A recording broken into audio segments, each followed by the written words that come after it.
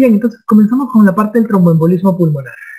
¿Qué tenemos que ver con tromboembolismo pulmonar? Tromboembolismo pulmonar es un tema que básicamente tiene un patrón, o mejor dicho, viene siempre, desde los últimos 5 años, ha venido mínimo una o dos preguntas en los diferentes exámenes, sea exámenes de NAN, más que todo de NAN, porque el examen de salud medio estos últimos años, NAN y recientemente. ¿Por qué? Porque hay que conocer estos patrones. Hay gente que se muere por esto.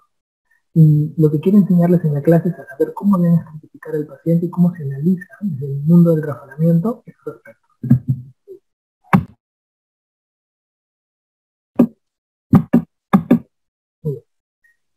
Comenzamos.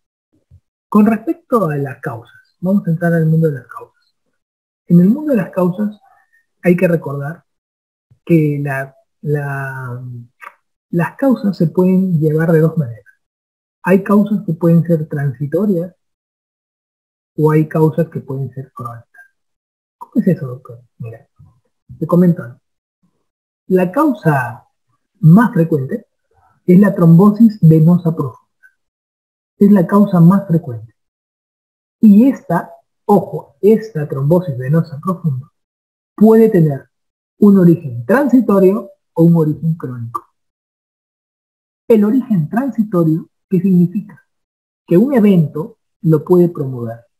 Ese evento podría ser una cirugía, la más frecuente de todas las cirugías traumáticas que te hacen que el paciente esté hospitalizado y no se pueda mover. Ahí te han hecho una fractura, por ejemplo, te han hecho un reemplazo de cadera y tú estás tirado, ¿no? Y no te mueves.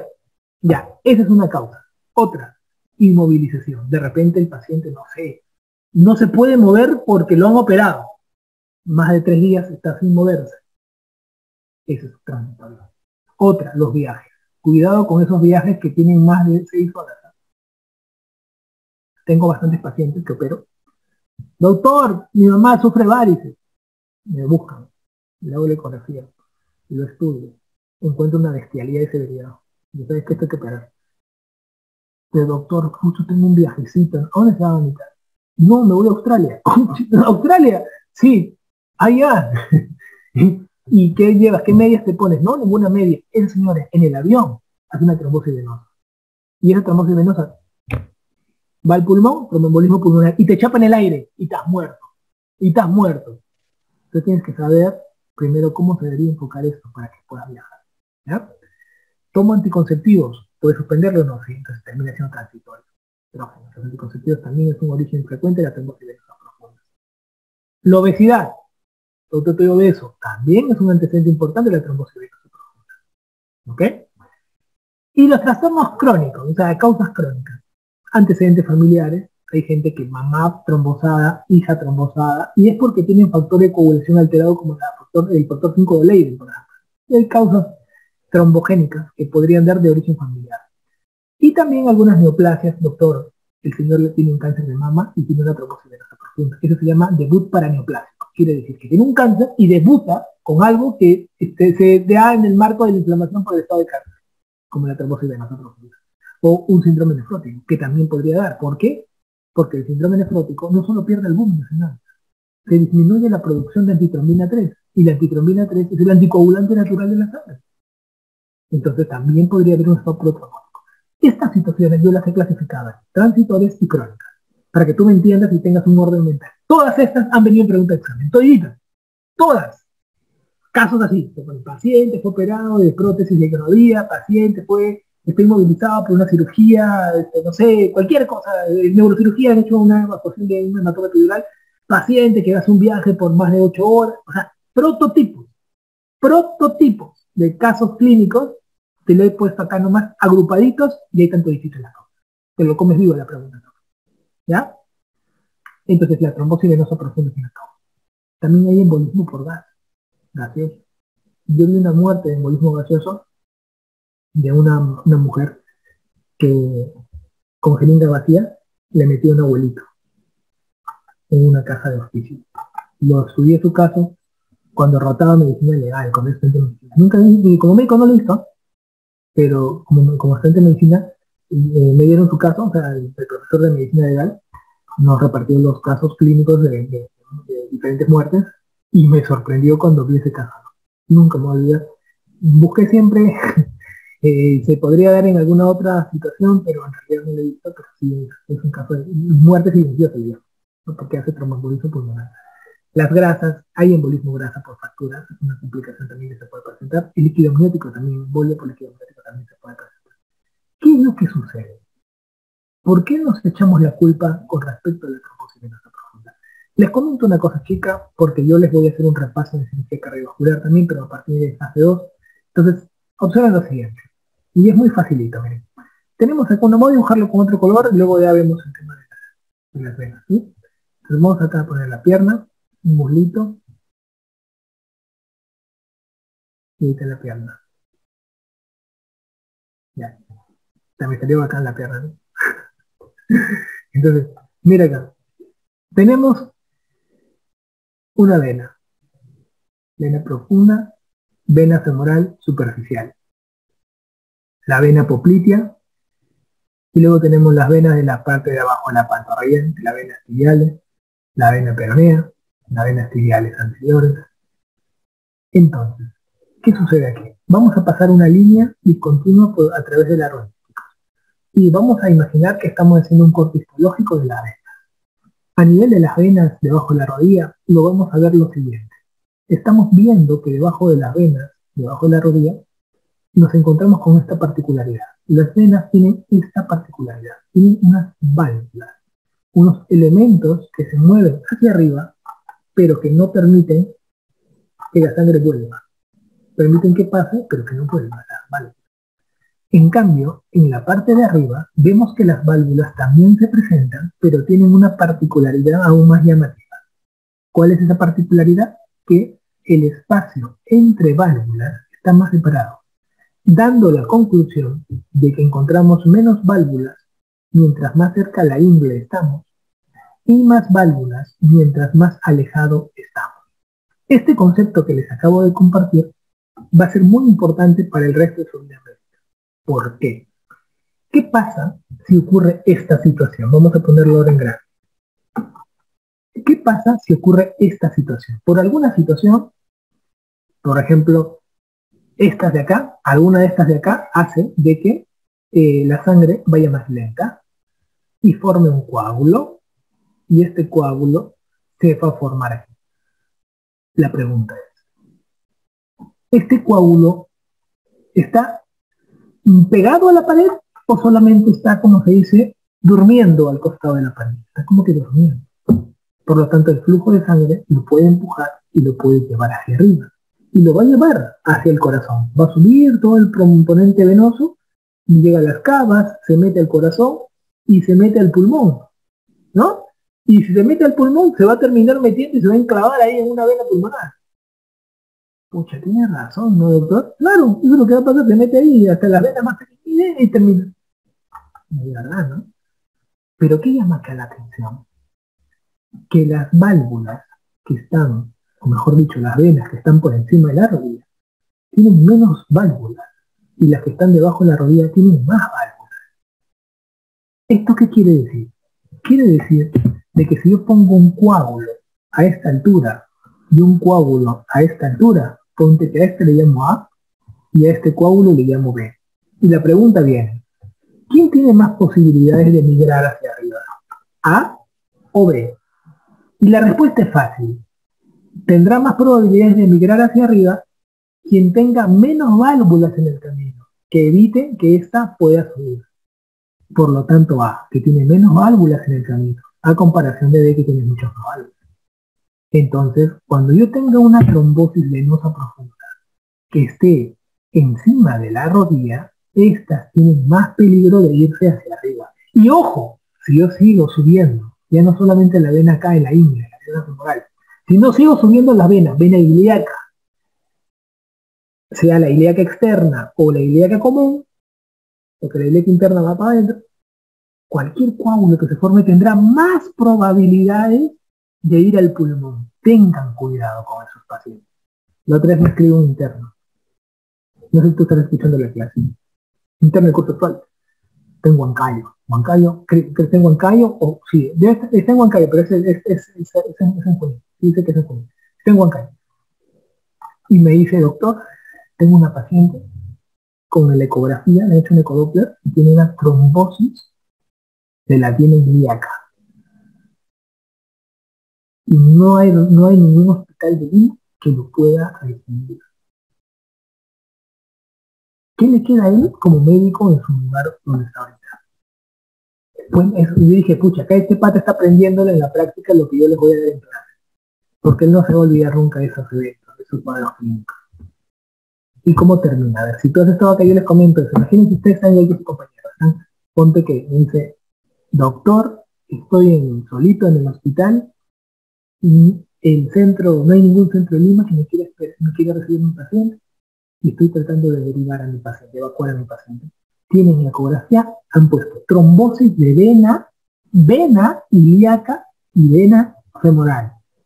La pierna la tiene así, la derecha, y la izquierda es así. Dolor en la pierna derecha, se queja la paciente y está haciendo así.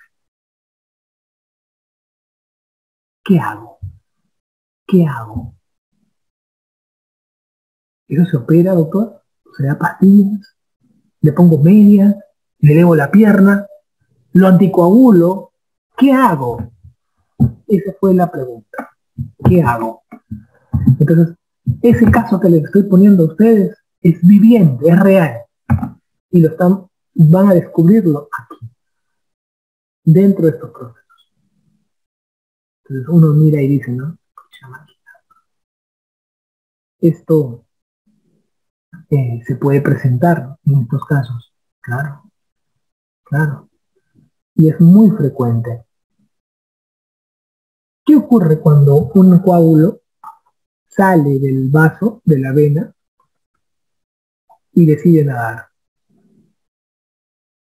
Siempre les van a poner a ustedes esa situación. Un coágulo que nace y el paciente va a venir con un miembro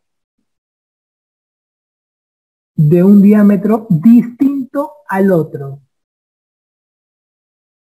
¿Qué notan acá? Está hinchado, esto está gigante. Pero no nada más. Entonces tú tienes que hacer el estudio. El problema es que la vena está llena de coágulos. Y un pedazo de estos coágulos se desprende y sube. Y al subir puede encontrarse con las arterias pulmonares y se puede enclavar como esta arteria pulmonar. Que se ven y ¡pum! Se mete. Y aquí quiero que aprendan algo. Que acá nace la fisiopato. Yo tengo mis arterias pulmonares.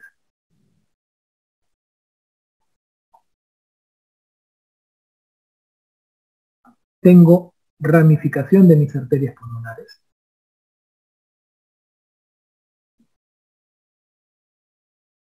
¿Ok? Ramificación de mis arterias pulmonares. Más ramificación. Hasta llegar a arterias terminales. Esto es muy importante lo que les voy a decir. Entonces, un coágulo, lo más frecuente es que los coágulos terminen acá, en la parte más alejada, más final, más chiquita, ahí se mete. Este paciente va a dar una falsa percepción de que falte el aire. Porque claro, la sangre que viene no se oxigena, entonces como que va a dar esa sensación. Este paciente, con una obstrucción un poco más alejada, va a debutar con frecuencia cardíaca elevada. ¿Cuál es el primer evento que ocurre cuando disminuye el oxígeno? La frecuencia cardíaca se eleva. ¿Cuál es el primer evento cuando a alguien le duele algo? La frecuencia cardíaca se eleva. Por eso con los pacientes que están anestesiados, cuando el anestesiólogo se acerca a ver, de repente están cortando la piel, mira la frecuencia cardíaca y la presión. Si se eleva, es porque está sintiendo dolor. Entonces, espera, no corta, espérate, ¿no? Y va a mirar el nivel de profundidad. Entonces, esto es lo que ocurre. Un coagulito se va a la más distal y comienza la frecuencia cardíaca elevada. Nunca hay bradicardia en tromboembolismo. Acuérdense, es frecuencia cardíaca elevada. Y comienza, y aparece el famoso de manera súbita, le falta el aire. Súbita arritmia. Doctor, bate el aire un poco. ¿Qué pasa? No, bate el aire. Le tomo la frecuencia cardíaca 115. Un poco elevado. Más de 100. Y eso ocurre con un coagulito que va acá. Le vamos a llamar a este un tromboembolismo leve. Un tromboembolismo leve. Otro. Acá. Uy. Acá ya ha comenzado a tener una cierta obstrucción. Sí. Este tromboembolismo, vamos a ver que este señor puede ocasionar repercusiones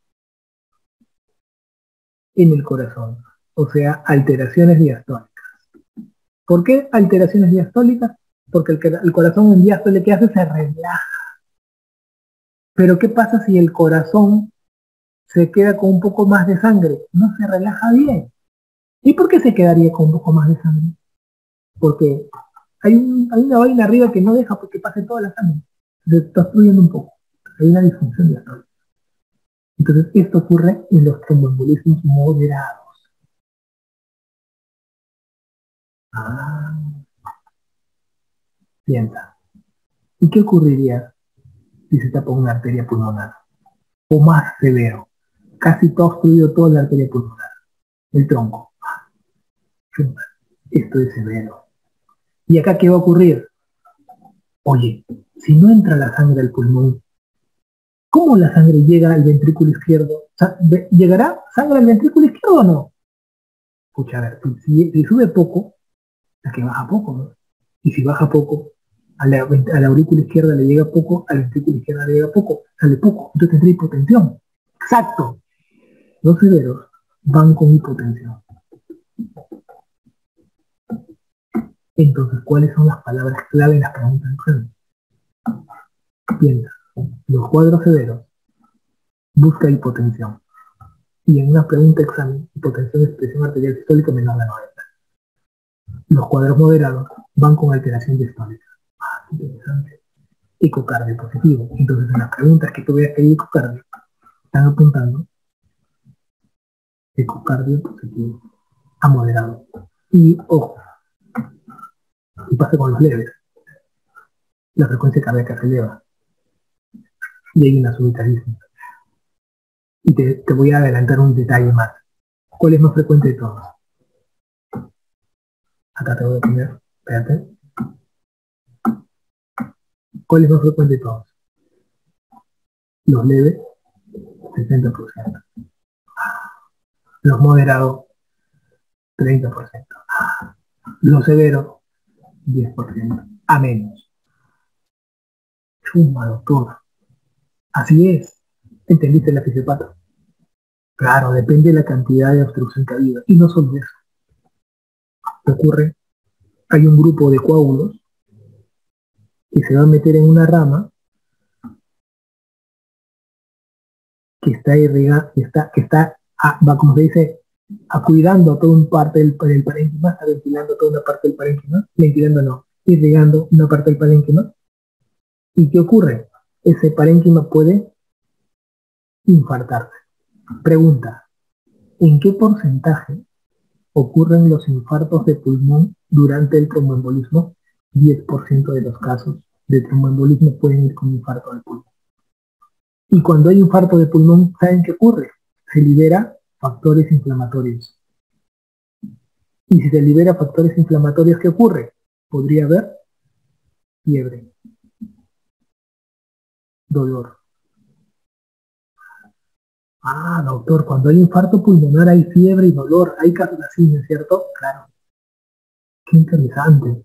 Y ojo, los severos también podrían ir acompañados de ¿qué? De síncope. Ah, claro, porque no llega flujo arriba, ¿no, doctor? Exacto. Entonces son signos más alejados, pero que están dentro de los eventos fisiopatológicos de compensación. Ya entiendo, doctor. Ya entiendo. Entonces, como que tú vas más o menos mirando y diciendo, yo estaba que no lo podía ver. Y otro detalle, si hay infarto, hay necrosis. Si hay necrosis, hay muerte. Y este infarto podría llevar ¿a qué? A sangrado, hemoptisis. Cuando hay un paciente con tromboembolismo hace hemoptisis, quiere decir que hay comunicación del bronquio con el tejido que ha muerto. Y esto puede conllevar hemoptisis. O sea, así era el manejo, así era el enfoque. Ahora, ustedes van a ver acá, que va a haber diferentes cambios. Yo les voy a dejar una tarea a ustedes, ¿ya? Porque es importante que ustedes vean, y voy a preguntar al azar. Al azar, pero no le voy a... O sea, quien ha estado en esta clase sabe que puedo preguntar al azar. Y prometo que vamos a darle a la persona que me responda qué cosa es una línea de Sang. ¿Qué cosa es una línea de Sang? No sé, doctor, se la perdió. Y nadie va a decir nada, pero va a ser al azar. Así como lo que han ganado en los talleres creo que han tenido. No, sí creo. Tienen talleres, algunos tienen talleres creo, ahora de otro grupo. Un banco de preguntas, ahí con su respectiva dedicatoria del primer puesto del ENAM, uno de los dos primeros puestos del ENAM que hay este año, los chicos del ENAM, hay dos empates, ¿no? En el primer puesto. Ahí, para esa persona. Pero supone que esa persona escuchó esta clase todo ese día y le preguntaron y él responde. Nada más. ¿Ya? Se lo dejo así al azar como para que estén súper bien. La clínica. ¿Cómo viene la clínica de los pacientes? Mira, la clínica se divide en dos. Síntomas, síntomas. Los síntomas me dice el paciente. Doctor, ¿qué síntomas voy a encontrar yo en los pacientes? Lo más frecuente que él te dice es que le falta el aire. Eso es lo más frecuente. Dice, mira, me falta el aire, doctor, escucha, estoy un poco jodido. Frecuente. Si hay un infarto, podría haber dolor. Si me pongo dolor, y hay infarto pulmonar. O, ¿qué es típico? Típico no es igual que frecuente. Típico es que aparece la pregunta, la palabra en la pregunta, y tú dices, esta es. O sea, típico es característico. Y para que alguien diga que esto ocurrió de manera súbita, eso es característico. Eso es una cosa típica. Síntoma típico. Otro típico, que te puede decir, me duele la pantorrilla. ¿Por qué le duele?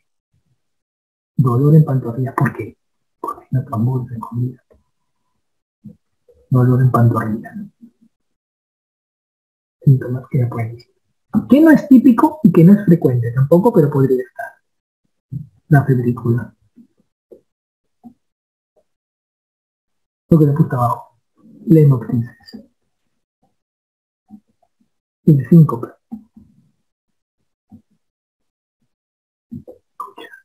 Sí, doctor.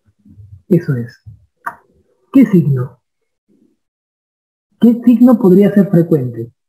¿Qué te dije rapidito? Doctor, la taquicardia. Frecuencia cardíaca elevada. Frecuencia respiratoria elevada. Eso es súper frecuente. Así si una pregunta te ponen, ¿qué no va con un tromboembolismo? Y te ponen en las claves bradicardia, ¡eso no va! Y te voy a apuntar. No hacen bradicardia, no hacen. Pero ¿en quiénes tengo que cuidarme que podrían engañarme? Los ancianos, los diabéticos. Y los ancianos y los diabéticos son bien engañadores de signos hemodinámicos cardiovasculares. Te podrían engañar, podría que no hagan tanta frecuencia cardíaca elevada o tanta frecuencia respiratoria elevada. ¿Ya? Podrían engañar, para recordar. ¿Y qué cosa es un signo que tú vas a encontrar típico? Que tú dices que no es frecuente, pero es típico. Acuérdate que algunas arterias pulmonares cuando es masivo puede tener una obstrucción. Y lo que puede dar como que una falsa percepción de que es una estenosis pulmonar, ¿no? Porque está obstruido de la arteria pulmonar. Entonces te puede dar el famoso desdoblamiento que puedes encontrar ahí, fijo, del segundo ruido. Ese desdoblamiento fijo al segundo ruido, ¿a quién te hace recordar? A la comunicación interauricular, ¿verdad? El soplo de la comunicación, el sella, ¿por qué se da? Por la estenosis pulmonar, por eso. Entonces, ese es un signo que podrías encontrar tú en tu paciente. Pucha, qué chévere, doctor. Ya estoy entendiendo muy bien el tromboembolismo pulmonar. ¿Cómo lo diagnostican? Acá tenemos que tener en cuenta que en el diagnóstico también quiero hablarte de dos cosas. Quiero hablarte de la radiografía y del electrocardiograma. Puntual. En el caso de la radiografía, lo más frecuente y preguntado siempre es esto. Inespecíficamente anormal. Eso es lo que así debería ser descrito en la radiología. Pero en las preguntas de examen, la clave clásica es radiografía normal. ¿Qué es lo más frecuente que vemos en un tromboembolismo? Que no haya ningún cambio radiográfico. Eso es lo más frecuente que uno tiene que recordar. Acuérdense. Entonces voy a marcar esos signos. De repente son signos característicos. ¿Y cuáles son signos típicos radiográficos? Quiere decir que no son frecuentes, pero son típicos. Uno escucha las palabras de, oye doctor, esto es, ¿no? Oye doctor, esto es, ¿no? Oye doctor, esto es, ¿no? Eso va a servir. Acá, por ejemplo, miren, todos ustedes, ¿qué vemos acá? ¿Qué vemos ahí? Una jorobita, ¿no? Esa jorobita es la conocida como la joroba de Hampton. Joroba de Hampton. Que vemos, acá le vamos a poner A. Joroba de Hampton. Aquí está. Lo agarra al costado y se puede ver en muchos casos de infarto pulmonar. Ahora miren acá. Voy a ponerlo en grande y luego lo voy a achicar ya, porque quiero que lo vean. Miren. Miren. Esto de acá tenía que haber crecido igualito que acá. Ahí están los vasos para arriba, los vasos para abajo. Y acá está metido el coágulo. Esto es un signo que al ojo, como se dice, a la experiencia, pero este es un cuadro. Es la famosa amputación del hilio pulmonar. Amputación del hilio pulmonar. Y ahora, no sé si logran observar acá lo siguiente. Quiero que observen el emitoras derecho aquí. Miren, el emitoras derecho. ¿Qué lo ven? ¿No lo ven más negrito, más radiolúcido? Sí, doctor, eso se llama oligoemia focal.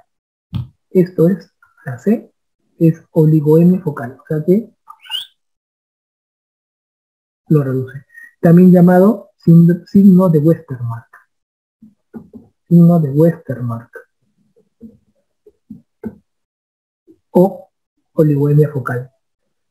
Cuando escuchan Hampton y amputación del hilio Westermarck, están hablando de radiografía, que no es lo más frecuente, es típico.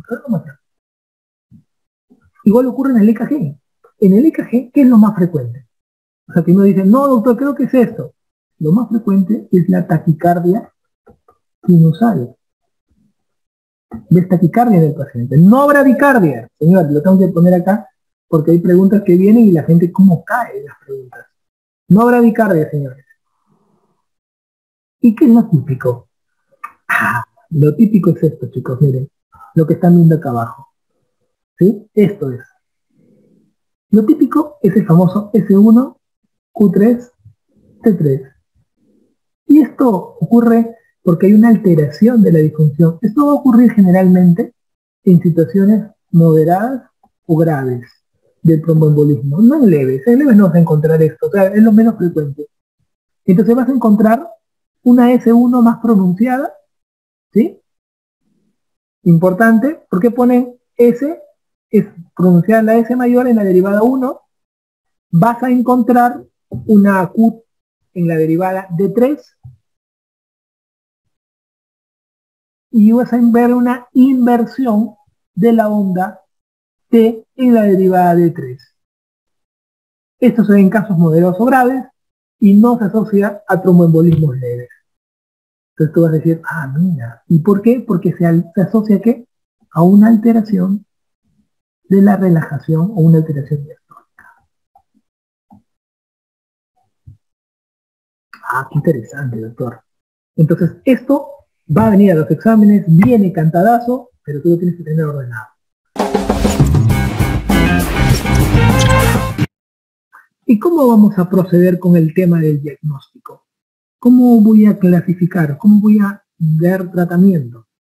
Pues, observemos lo siguiente.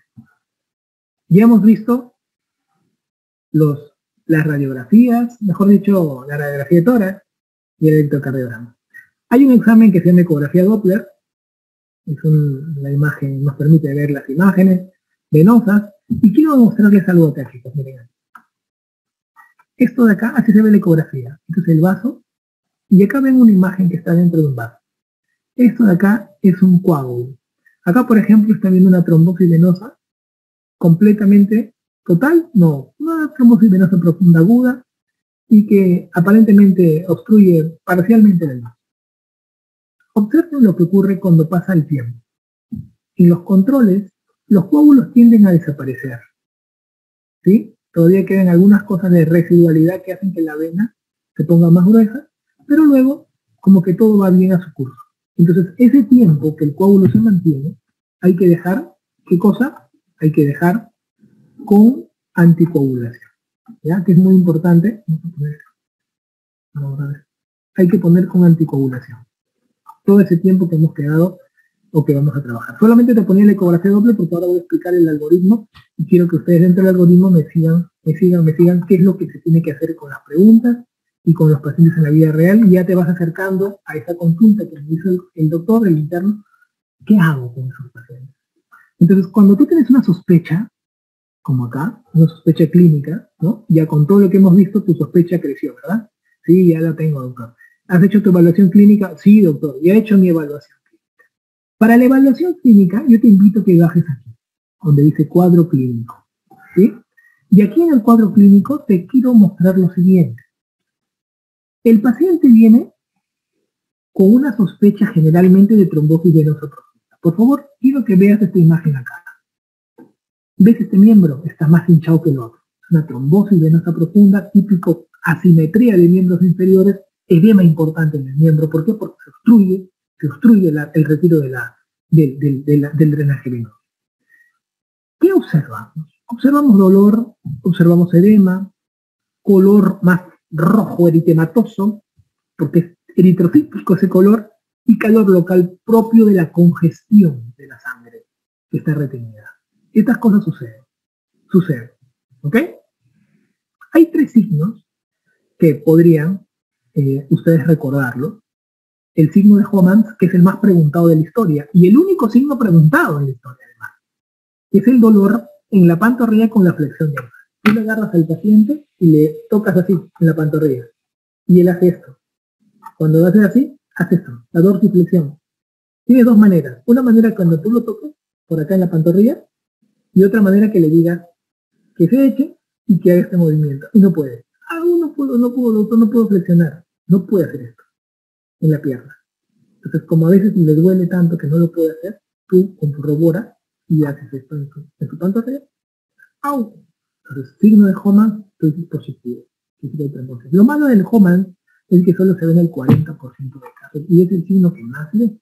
Y solo se ve en el 40%. ¿Te das cuenta por qué no le doy tanto peso y tanto valor a esto? Luego hay otros signos, el signo de Olo, que es el dolor a la palpación del cordón venoso en la zona poplitea, donde se palpa un cordón duro, el signo de Olo. Justo hace 2 días vi una paciente, y lo he grabado, ya lo subiré en las redes, el signo de Olo, que no es muy frecuente, pero clarito se veía el cordonzazo que había. Y hay un signo de Pratt, que es la presencia de 3 venas dilatadas en la región pretillar que persisten a la elevada extremidad. ¿Por qué decimos 3 venas dilatadas? Porque cuando nosotros levantamos la pierna, las venas se colapsan. ¿Por qué? Por gravedad la sangre se escurre. Pero ¿qué pasa cuando tú levantas la pierna y hay trombo profundo? Las venas quedan incursidadas. Eso se llama signo de Pratt. Esto en el cuadro clínico solamente nos va a servir en las preguntas para acercarnos al diagnóstico de trombosis venosa profunda, que es casi el 60% de las causas de tromboembolismo pulmonar. Por eso existe una escala es la escala de Wells-Step. La escala de Wells, como dice, adaptada al tromboembolismo pulmonar, te da un puntaje distinto de acuerdo a diferentes sospechas. Por ejemplo, si el paciente tiene clínica de trombosis venosa profunda, le das 3 puntos. Si el paciente tiene una embolia pulmonar probable, ¿no? Creo que tiene, le falta el aire, todo no sé, pero sus piernas están bien, 3 puntos. Con la probabilidad clínica del médico, eso vale bastante. Cuando ha tenido antecedente de tromboembolismo pulmonar o trombosis venosa profunda, 1.5.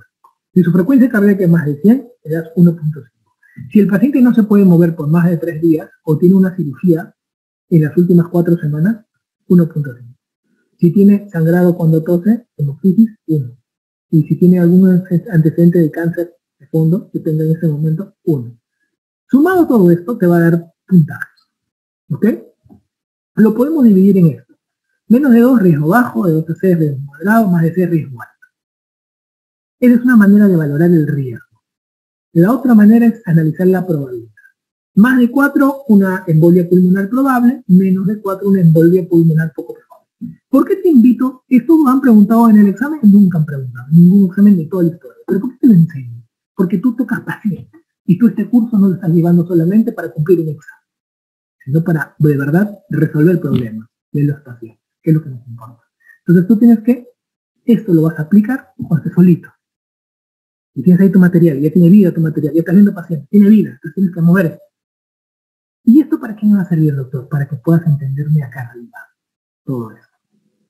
¿Sí? Cómo se analiza, y luego te voy a dar, cuando tú, digamos, por ejemplo, a la fase 3, y te voy a decir 2 cosas nomás.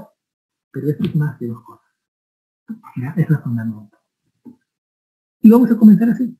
Tenemos acá el algoritmo simplificado, ¿ya? Este es un algoritmo simplificado total. Cuando, digamos, tú valoras al paciente con probabilidades. Acá hay otro tipo de algoritmo que ya te voy a confirmar, pero quiero llevarte a un algoritmo totalmente sencillo. ¿Sí?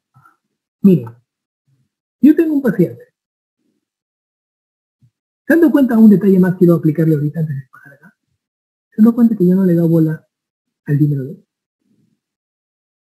No le he dado bola. ¿Por qué creen? O doctor, de verdad, ¿no? Tú has hablado de radiografía, el ecocardiograma, ecodoppler, has hablado del cuadro clínico, has hablado de los criterios de Wells, y nunca me has tocado el dímero D. ¿Por qué, doctor? Porque el dímero D no es una prueba sensible aquí. El dímero D, chicos, se eleva hasta con una gripe. ¿Cuándo el dímero D tiene su real valor en tromboembolismo? Cuando sale negativo y tú tenías una sospecha que era tromboembolismo. Ahí vale. ¿Por qué? Porque el dímero D se eleva con cualquier tromboembolismo. Pero para que te salga negativo y encima tú sospechas de tromboembolismo, ahí te ayuda. Porque te está diciendo, no es tromboembolismo. O sea, él te ayuda más para decirte que no es, que para decirte que es. Interesante. Dímero D. ¿Sí? Acá te pongo una formulita que pocos conocen, que cuando el dímero D en pacientes mayores de 50 años se multiplica la edad del paciente por 10. Por ejemplo, ahí normalmente dicen, no, el dímero D positivo más de 500. Esa vaina se aplica hasta los 50 años. Si tú, por ejemplo, tienes 70 años, entonces será 70 por 10, 700. O sea, el paciente de 70 años podría tener un dímero D hasta 700. Será normal para él, pero para otro que ha aprendido solo 500, dirá, ¡uy, está elevado! No está elevado, está normal. Es una pepaza de vida. Es pepa de vida. ¿Ya? Entonces, doctor, creo que tiene mi paciente, acá te dividió 2. Esto de acá es para trombosis venosa profunda, ¿sí? Y este es para tromboembolismo pulmonar. ¿Ya? Para que me aprendas a... Como trombosis venosa profunda no voy a ¿cómo se dice? A acabar acá, porque es un tema netamente cardiovascular. Solamente te voy a decir lo siguiente, para que me entiendas esto, porque esto nos vas a terminar entendiendo bien a profundidad cuando hagamos cardiovascular. Nosotros, en todas las preguntas de examen, no nos importa ningún signo médico, clínico de trombosis venosa profunda. Lo único que nos importa en una trombosis venosa profunda no es ni el dímero D ni nada, es la ecodoppler. La ecodoppler. La ecodoppler es la base completamente para la trombosis venosa. Acá, por ejemplo, ustedes ponen ecografía venosa. Ecografía venosa. Positiva. Se acabó. Positiva. Se acabó. Ya está. Ya has visto la máquina. Ya has visto la imagen. Es lo único que nos va a importar ahí. ¿Sí? Pero ¿qué pasa si la trombosis, si la ecografía venosa sale negativa? Pucha. Y el dímero D sale negativo. Entonces, no hay trombosis de nada. Pero ¿qué pasa si la ecografía sale negativa y el dímero positivo? Se puede repetir la ecografía. Pero siempre la ecografía manda la trombosis venosa. ¿Sí? Muy bien. Entonces, vámonos de cabeza al tromboembolismo pulmonar. Ya has aprendido, ahora tienes que dominar esta parte. Doctor, tengo sospecha de un pata con tromboembolismo. ¿Por qué? Porque en la pregunta viene que el paciente me dice que tiene con taquicardia súbita, dice, le faltó el aire de golpe, doctor, y es un antecedente, tiene un antecedente de fractura. Está hospitalizado, no, está en su casa, le han operado hace poco de traumato, está echado ahí en su casa y se le agarró una tarde y está con que le falta el aire. Lo acaban de traer. Hay evaluación clínica, lo valoras, mira sus piernas, no hay trombosis venosa profunda, probablemente puede ser por otra causa. Pero en realidad, generalmente siempre es una trombosis, de verdad. Tú siempre tienes que buscar un buen ecografista.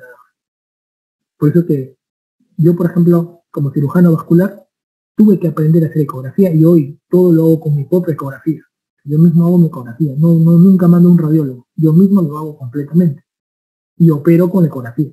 ¿Por qué? Porque la ecografía es como un ayudante especial, es un robot. Si lo aprendes a interpretar, no necesitas nada. Te da todo el plaje del examen, como se dice. Te da mucha información. Entonces, la evaluación clínica es fundamental. Ahora, acá yo tengo que tener dos cosas. Tengo una probabilidad baja moderada o una probabilidad alta de que sea un tromboembolismo. ¿Sí? Doctor, ¿cómo yo sé esto de las probabilidades? ¿Te acuerdas de esta escala? Sí. Acá vas a jugar riesgo bajo moderado, lo vas a poner acá, y riesgo alto, me vas a poner acá. Ah, qué interesante. Es una manera de que tú puedas, digamos, dominar. ¿Sí? Ahora te voy a escribir acá.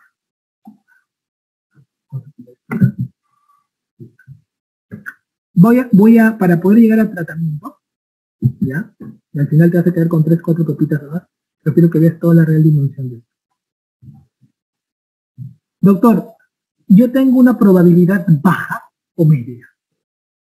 Perfecto. Y me dicen que mi dímero D ha salido negativo. Perfecto. Primer escenario. Pregunta de examen. Escenario A. He descartado el tromboembolismo. Lo descartaste. Ah, qué interesante, doctor. Tranquilo. Escenario B. Tengo probabilidad baja o moderada, pero mi dímero D salió positivo. Perfecto. Este señor tienes que pedirle una angiotomografía. O sea, tengo baja probabilidad moderada, pero el dímero D salió positivo. Entonces le tengo que pedir una imagen. Escenario B. Escenario B, baja o intermedia probabilidad y tiene un dímero D positivo. Qué bacán, ¿verdad? Entonces, ¿cuál es mi siguiente paso? Pido un angioten. El angioten te va a confirmar y comienza el tratamiento. Y doctor, ¿y si sale negativo el angioten? Pide la ecografía venosa. Y si sale negativa la ecografía venosa, probablemente excluya el tromboembolismo. Pero ¿qué pasa si sale positiva la ecografía venosa? Entonces, inicia el tratamiento. Doctor, ¿y si hay alta probabilidad? No hay duda. Hay alta probabilidad, independiente de cualquier cosa, inicia el tratamiento. Entonces, hay 3 escenarios. Un escenario, descarto el tromboembolismo, y eso va a ocurrir cuando mi sospecha clínica sea baja o moderada, de dímero D negativo. Ese es el primer escenario, y es uno de los escenarios que más preguntan en los exámenes. El segundo escenario es un paciente que tiene una probabilidad media baja y que tiene dímero positivo, le pido imagen. Y una probabilidad alta, un paciente que tiene está totalmente clínico y esto es altísimo, siempre pide una imagen. Entonces siempre terminamos en una imagen. ¿Cuál es la imagen que más pedimos? La tomografía. Son 3 escenarios, acuérdate. Una pregunta, doctor. Yo he visto en preguntas antiguas que piden gammagrafía. Gammagrafía. Gammagrafía. ¿En qué situación yo pediría una gammagrafía, doctor? En la primera situación es que la angioten te da contraste yodado. Si tú tienes alergia al yodo, te pueden pedir una gammagrafía. Gammagrafía con alergia al yodo. ¿Estamos? Otra posibilidad con la gammagrafía es que tú tengas una creatinina mayor de 1.5. Si tienes esto, va bien con gammagrafía. Ah, qué buena. Entonces, si no, siempre pedir angioten, claro. Y te voy enseñando un secreto más.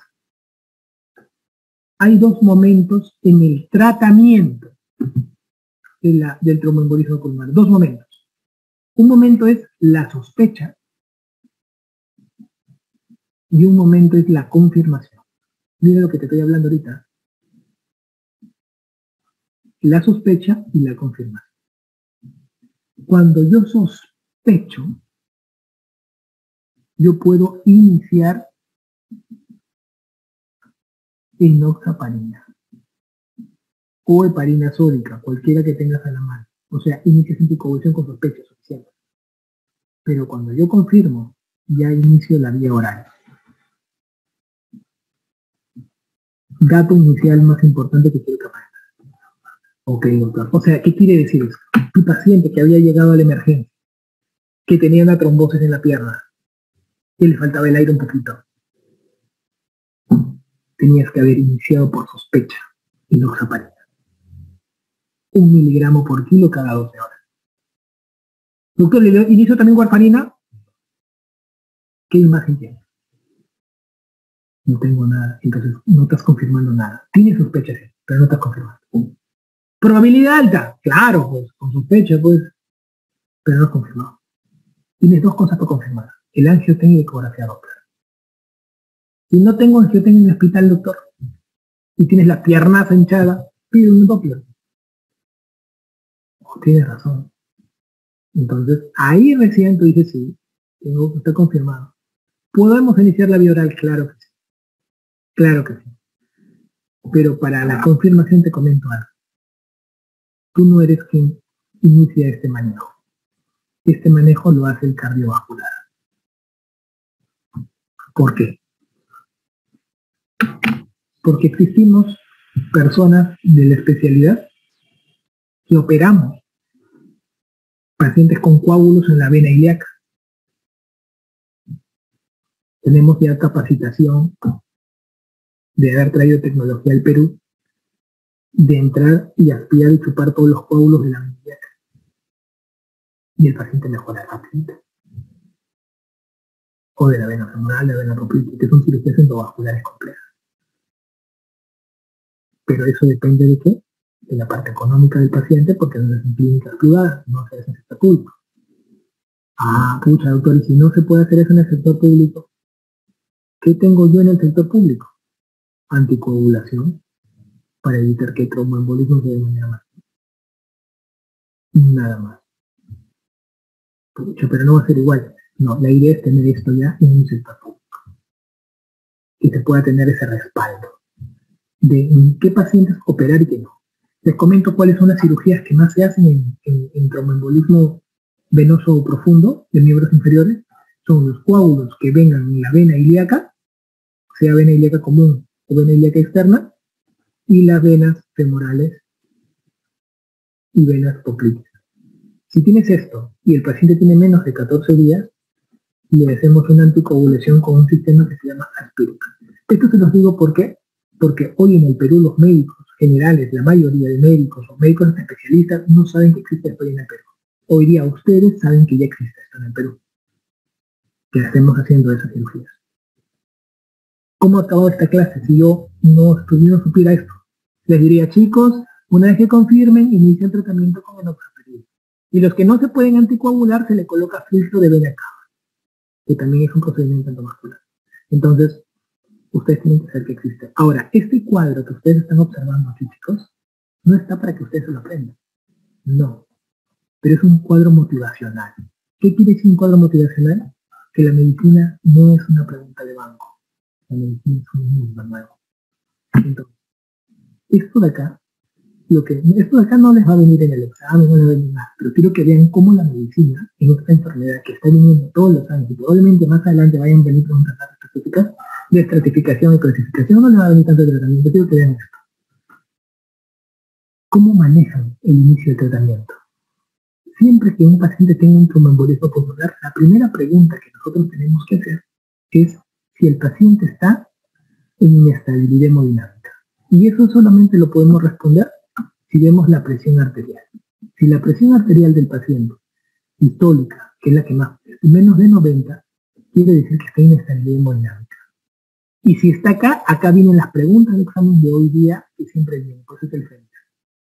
Repercusión primaria. ¿Qué quiere decir? Que se tiene que colocar alteplase. Todas las preguntas de examen que ustedes vean, preguntas de tromboembolismo que tiene alteración hemodinámica, lo primero que se hace, señores, es fibrinólisis. Y acá están todas las preguntas de examen de hoy, de máximo nivel, a esta altura todavía. Miren, las preguntas de máximo nivel de pregrado están a esta altura del cuadro. Imagínense todos los pasos que hay más abajo, niveles más avanzados de especialidad y subespecialidad. ¿Se dan cuenta? Eso nos motiva, eso es lo que quería traer algo que los motive. Y que digan, wow, hay muchísimo más por avanzar. Entonces, fibrinólisis. Pero si no está en inestabilidad hemodinámica, todo esto, todititito esto, va a ser, se resume a ¿qué? Anticoagulación. ¿Con qué anticoagulamos? Puede ser una anticoagulación subcutánea, con enoxaparina, 1 miligramo por kilo, cada 12 horas. Puede ser fondaparinos, pero básicamente apuntas a la anticoagulación. ¿Con qué miras? Subcutánea. Estos pacientes que están en anticoagulación subcutánea, una vez que tú veas que está estable, no tiene razones de por qué estar hospitalizado, puede salir de alta con tratamiento vía oral. Y acá puedes utilizar dos tipos de tratamiento. Los que bloquean los factor 10. ¿Quiénes son los que bloquean el factor 10? Todos los que en la palabra esté la X. Por ejemplo, enoxaparin, apixaban, rivaroxaban. ¿Sí? Todo eso que tú digas, hoy tiene la X, ¿no? Entonces, esos son los fármacos que van a ir con vía oral. Otro grupo de fármacos, los que bloquean a la trombina. Y el truco es los que llevan la palabra TR, para que te de trombina. Dabigatran, por ejemplo. Cualquiera de estos dos que tú quieras, puede dar. Si yo te digo Pradaxa, la X va a factor 10 activado, bloquea el factor 10. ¿Te das cuenta? ¿Cuánto tiempo damos en tratamiento? De 3 a 6 meses. Siempre el tratamiento de coagulación en las venas, en las arterias, siempre es de 3 a 6 meses. Por si acaso. Y dependerá del médico suspender el fármaco. ¿Sí? Doctor, una pregunta. ¿Qué pasaría si el paciente no tolera la anticoagulación? No tolera. Ahí tienes que analizar. ¿Qué le puedo ofrecer? ¿Qué puedo analizar? Si el paciente no tolera la anticoagulación, pues definitivamente tenemos que pasar a filtro de vena cava. ¿Qué cosa es el filtro de vena cava, señores?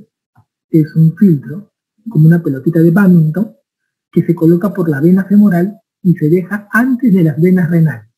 Y tiene esta forma. Cualquier coágulo de abajo se queda pegado ahí, debajo de la vena renal no protege. Filtro de vena cava. Otra una pregunta. ¿Qué pasaría si tengo un tromboembolismo pulmonar y que está severo, hemodinámicamente inestable? Le doy alteplase y no responde, sigue igual mal. Entonces en ellos hacemos cirugía endovascular. Y la cirugía endovascular es esto. ¿Ven todos los dispositivos? Estos dispositivos de acá los meto por el cuello. Y con el dispositivo metido por el cuello, acá en este caso, por ejemplo, es un abordaje perfemoral, que normalmente es un abordaje postsuperior, y miren cómo se ve una vena llena de coágulos. Se mete la guía, viene un dispositivo que aspira así. chupa todos los coágulos y una vez que chupó todo, ¿saben qué sucede? La saturación que está en el piso se levanta y queda así la vena, como ven en la derecha. Ya más reperfundido, la arteria, ya más reperfundidito. Entonces, cuando te falle la reperfusión primaria con fibrinólisis, te puede dar un sistema de tratamiento endovascular. Cuando un paciente está estable, anticoagulamos. ¿Ok? Si algún día alguien te pregunta y te dice, quiero que me des tratamiento de acuerdo a la clasificación de severidad, tú en tu mente te vas a acordar y vas a decir, pero el doctor Briceño me enseñó que existían actualmente parámetros que nos permiten clasificar y estratificar los riesgos, que son estos que están acá, que no te lo vas a aprender, y de acuerdo a esto se clasifican los riesgos, mira. Y de acuerdo a esto tomas una decisión por clasificación. Pero todo esto no importa saber también. Lo único que importa es, ¿tiene estable o está estable? Si tiene estable, fibrinólisis. Y después de la fibrinólisis no responde, aspiración con endovascular. Y si está estable, ¿qué hago? Anticoagulación con enoxaparina. Y si me dicen que no tolera la anticoagulación, filtro de vena cava. Si ustedes analizan y recuerdan, ¿te acuerdas que yo te dije que había un TEP que era leve, moderado y severo? Bueno, las preguntas de examen de los exámenes nacionales de medicina, lo que más preguntan son un TEP leve. Todos son TEP leve. Todos. Y el tratamiento, ¿cómo terminaba? Con enoxaparina. Los moderados, lo dejo después, y los severos. Los severos, alteración hemodinámica. ¿Qué tenías que hacer primero? Fibrinólisis. Y si no respondía, endovascular. ¿Y cómo sacabas que era un severo? Porque en la pregunta de examen, la presión arterial está en el piso. O sea, está a menos de 90. Así sacabas el severo. Y doctor, ¿y cómo se trata un moderado? Mezclando el leve con el severo. Puedes tener anticoagulación o puedes tener fibrinólisis. ¿De qué va a depender? De la ecocardiografía. Si ves que en una ecocardiografía hay una disfunción importante, la fibrinólisis. Si ves que no es una disfunción importante, solo la anticoagulación. Este es el mega super resumen para que me entiendas de acuerdo a clasificación, cómo se maneja. Luego también te expliqué cómo lo vas a hacer práctico de acuerdo a esa habilidad. Luego, sobre todo para las preguntas de pacientes reales, si estás en el hospital, ya sabes, si alguna vez te preguntan, vamos a leer tromboembolismo pulmonar, tú te acuerdas de este grafiquito, y de este mismo grafiquito, cómo se estratifica. Y al final todo esto, todo ese floro de los gráficos, de las tablas, va a terminar en el resumen que yo te he hecho de clasificación, ya sea por estabilidad del manejo, o de acuerdo al TEP que te pueden preguntar. ¿No? ¿El TEP leve qué hace? Anticoagulo. Que es como estable, ¿no? Es estable. Moderado, de acuerdo. Como está el cocardio. Severo, fibrinólisis y después endovascular. Mira, lo tiene recontra claro, ¿no? Entonces, así voy a clasificar. Esto es en parte del manejo del tratamiento. Ya si no tienen que dominar bien. Y en la parte de diagnóstico, ya sabes cómo enfocar un tromboembolismo venoso profundo en miembros inferiores, ecodoppler a la cabeza, y cómo se estratifican los tres escenarios de la sospecha clínica de tromboembolismo pulmonar. Entonces, para mí es muy importante que tú veas al inicio todo esto, que conozcas que existe esa información. Cuando estemos en fase 3, todas estas 6 láminas que he utilizado, 5, se resumen en una sola. En una sola. Pero es pensamiento-examen eso. Este es pensamiento, paciente real, examen, experiencia de vida, experiencia de especialista. Tienes más datos, más cosas, más estimulación para que puedas trabajar bien con tus pacientes. Por eso es que es diferente una fase 1, una fase 2 y una fase 3. Completamente diferente. Pero por eso que ahora que tienes más tiempo, entre comillas, estás más alejado de una prueba y todo, aprovecha esos momentos para leerlo, analizarlo y preguntarme todas tus dudas. ¿Ok?